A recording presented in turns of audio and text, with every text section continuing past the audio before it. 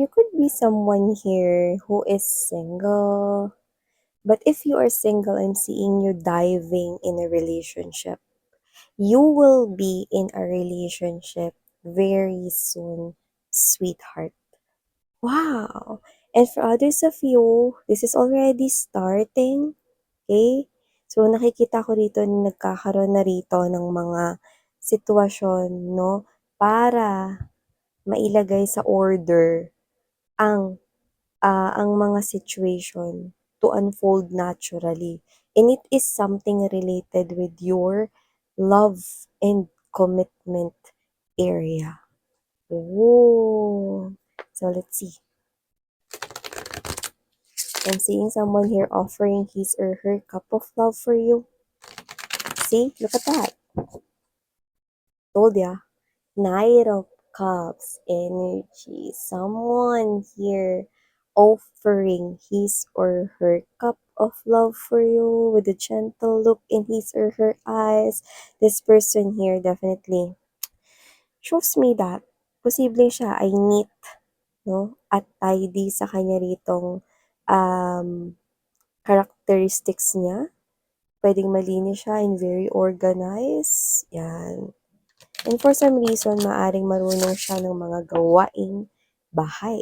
So, parang husband material or wife material ito. So, wala tayong gender dito mga babes. And this could be a workplace situation here. Someone here could be a boss or someone here could be, a colleague, might be a managerial position, supervisor, mga ganyan. But whoever this individual is, this person here is holding a lot of authority sa kanyang energy. Hindi siya yung energy na suplado or suplada yung dating, pero siya yung energy na parang marunong sa life, marunong mag-handle ng kahit na anong situations in life. Mature. Mature. Yan.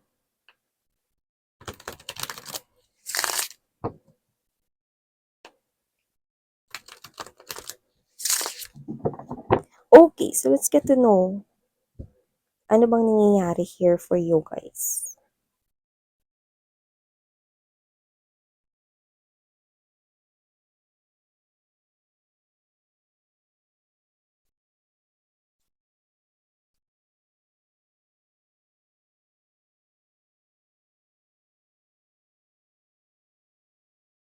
Oh, you make someone smile.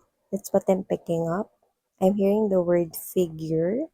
So this could be someone here who, uh, recently figures out, okay, na nahuli niya yung sarili niya ritong nakangiti or masaya, no? Na nakikita ka. Yan, no? Sino kaya ito? This could be a workmate right here with the presence of 3 and 9 of coins energy. But we'll see. Others of you, this could be a friend. But most likely, there's a strong energy or potential that this is someone here na ka-workmate mo, kasamahan sa trabaho. Could be your boss or could be someone here around you at work or sa iyong pinagkakakitaan. Might be sa business. Could be business partnership. Yeah, so let's see. Oh, so you're asking yourself, tinatanong mo yung sarili mo dito. Yan, no? So, hi and hello there, collective! Thank you so much for always staying here with me in the channel. And hi and hello new subscribers. Ako po pala si Yan. Welcome rito sa community.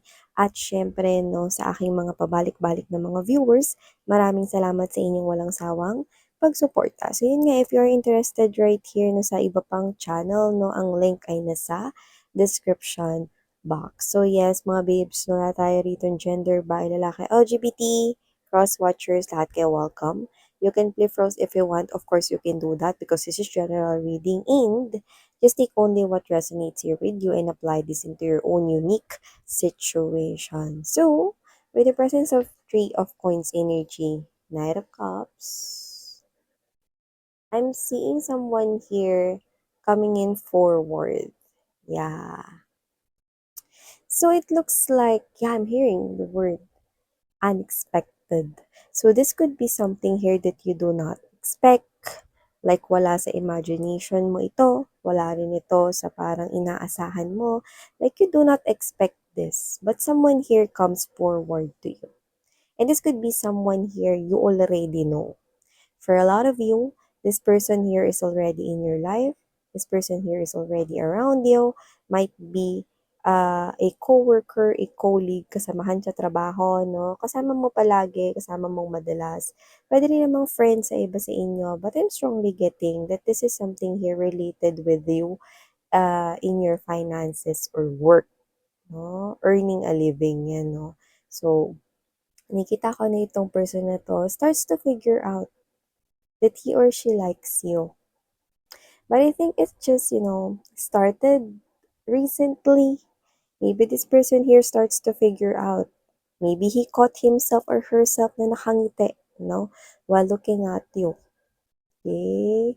And for some reason, this person finds a sense of calmness na nagfo-flow sa kanyang energy every time na nakikita ka niya. So this person starts to notice you at work. And if this person here is, matagal nang nasa buhay mo, no, ngayon niya lang or recently niya lang talaga, no, na figure out rito na parang iba yung tingin niya sa'yo lately, no? So, this person here is someone na posibleng noon-noon, hindi niya 'to na-realize or hindi niya 'to na-figure out. Like, wala lang, no? Parang for him or her, you are just friends, you are just magkatrabaho, you are just, the status ninyo is yun. Kung ano yung una ninyong pagkakakilala, if you are friends, yung status ninyo, no? Before niya ritong ma-figure out yung kanya ritong emotions and feelings para sa'yo, no, is friends lang kayo talaga. Yun lang yung tingin niya sa'yo. Or katrabaho niya lang kayo kung katrabaho niya kayo. Yun lang. Yun yung status ninyong dalawa. Yan, no? But this person here is someone who is not duwag. He is not coward right here. So whoever this individual is with the full card energy and there's this sun, this person here is someone who takes risks. This person here is someone who takes chances. Strong enough, brave enough, and has a lot of courage. Yan, diba? Yun naman talaga yung gusto natin, yung mga matatapang, diba? Mga matatapang na humarap sa kanilang mga emotions and feelings. So, ano ba tong unexpected na to with this Eight of Wands energy right here? So, there's a road I'm seeing here and it gives me this type of refreshing vibe. So, with the lovers right next to it, I do see that this person here, whoever this person here is, I think this person here will confront you. This person here will have this emotional confession over here. And for some reason, this person will tell it to you without hesitation. Someone here will open up. This person here will not tell you right ahead na, collective, I like you. Yan o, hindi ganun yung nakikita ko rito. But this person here will definitely approach you with a smile, no, sa kanyang face dito. And this person here is giving me the vibe na he or she really looks cool. Okay? Talagang uh, ang cool niyang tingnan, no, dito sa ganitong klase ng communication sa'yo, no? Yun yung nakukuha ko rito sa energy niya. Paano naging coolness yan? Well, this person here will approach you. This is an unexpected communication para sa'yo. This person here will talk to you and tell you na, alam mo, collective, this might not be the exact communication that you will hear from this person, but ito yung magiging takbo or ikot ng mga sasabihin niya sa'yo. So, listen very carefully, sweetheart, okay? So, this person might approach you and talk to you and tell you this. Collective, hindi ko alam kung bakit parang lately, I find myself smiling kapag nakikita kita. Hindi ko alam kung bakit lately, parang iba yung nagiging tingin ko sa'yo. Pero hindi ako magiging duwag about this. I think I'm starting to like you. But I really wanna know if if this is something here na talagang ito yung nararamdaman ko. I wanna make sure na ito yung nararamdaman ko. So, I hope matulungan mo ko in figuring out kung ano ba itong feelings and emotions ko for you. But I think I like you. Yan, no? So, someone here, yeah, confesses his or her emotions and feelings for you and asking you to help him or her figure out more. See?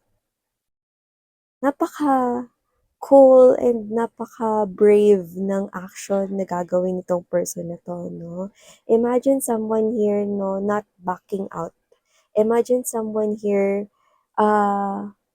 bluntly is speaking about his or her emotions, opening up his or her emotions for you without hesitation. You might find this person here, maaring maging awkward ito at first, no? The situation for you guys, but you will definitely find yourself na parang kasi ganito yan eh. This person here will talk that sa inyo. And this person here will definitely might say this or might ask this question with you. Is it okay for me to like you? May magagalit ba? Or okay lang ba sa'yo na ganito yung nararamdaman ko for you? Yan, no? So, parang ganun, no? So, this person here is being straightforward, but at the same time, he or she knows his or her place right now. Alam niya kung ano yung posisyon niya ngayon, no? So, this person here is asking na parang tinatanong niya sa'yo, okay lang ba na ganito yung maging feelings ko for you? Is there someone there na baka may kayong relationship ka? Maybe you do have a boyfriend or girlfriend. Maybe you do have here someone you like. Is it okay for me to like you? Or is it okay for me to look at you this way?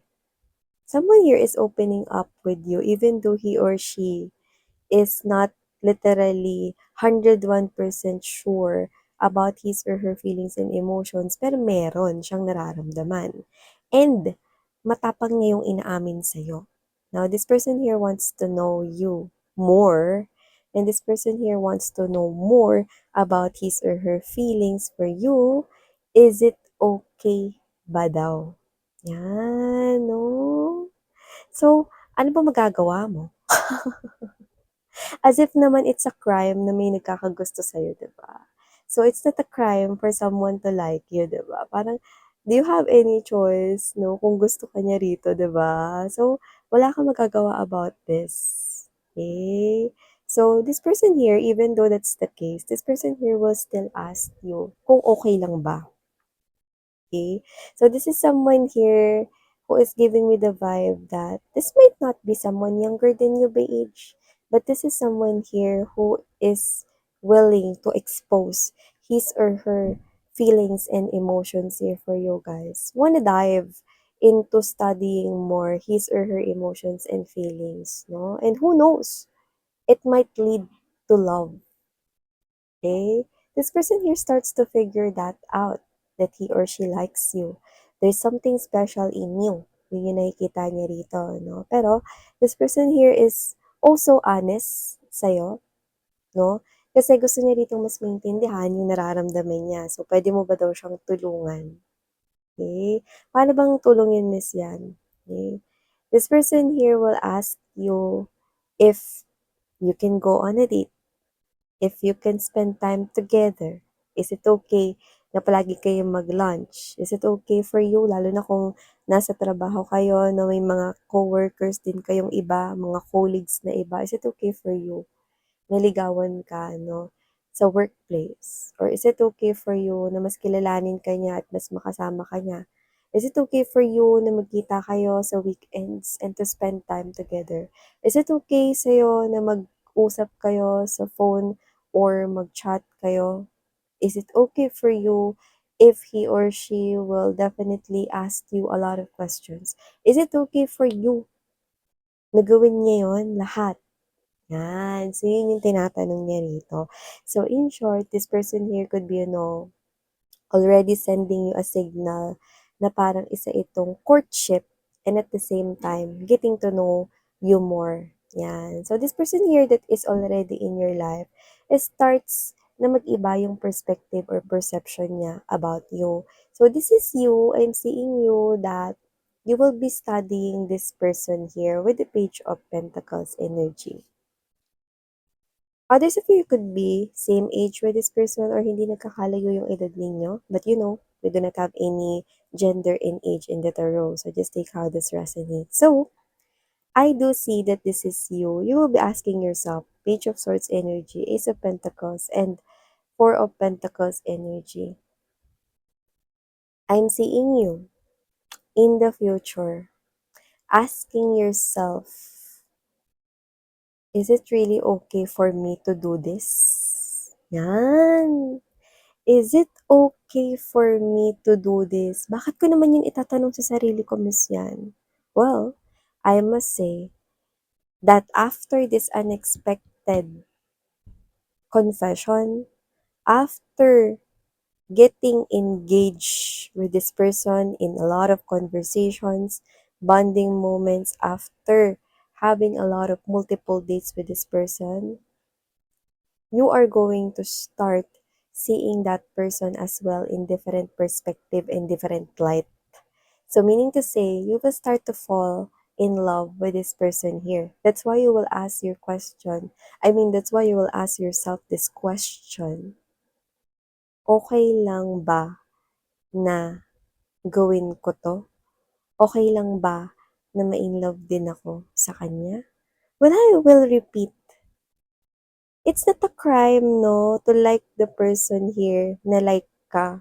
It's not a crime to love the person na love ka, diba? So, if you're thinking here of other people around you guys, colleagues, katrabaho right here, as if meron silang ambag sa life mo, diba? Don't mind them, 'di ba? So, hayaan mo lang as long as maging happy ka, masaya ka dito sa relationship na 'to, it's okay for you to love. It's okay for you to like this person. This person likes you first, 'di ba? So, I do see that this person here is someone that you will definitely fall in love with in the future. All of the things that he or she will do for you, all of the gestures and actions that he or she is willing to do for you, all of the expressions and all of the exposing of emotions and feelings na gagawin niya rito, no? It's not a crime for you to receive those. Why? First of all, being in love with someone is not a crime.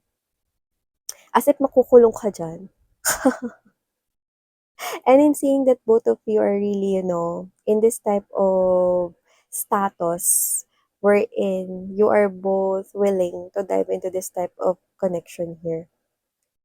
Okay, both of you are ready to mingle into this type of connection here. So why? Diba? Why will you not accept this person here if in the future you will fall in love with this person? Diba? So go ahead, dive into this type of connection here. It's not a crime for you to fall in love with someone who loves you, diba? Ayun. So, nakita ka dito, no, that it's okay for you to do this. Yung iba sa inyo siguro kasi boss nyo ito. Kaya kayo napapatanong ng ganyan. Okay lang ba talaga na ma-inlove sa akin yung boss ko? What? Is your boss a ghost? Or an encanto right here for you not to be in love with this person here, no? So, whatever the case may be, anong klase man siyang creature in the world, everybody, okay, is may karapatang ma-in love. And ano kung boss mo siya? Do not mind other people. Your boss is also a human being, no? At na-fall siya sa'yo. So, why not, diba? Whoever this individual is, this is a very good start. Kasi, nagsisimula pa lamang na ma-realize niya rito yung feelings niya for you, in-open up niya na, or i-open up niya na sa'yo, which is very good in a starting connection. Diba?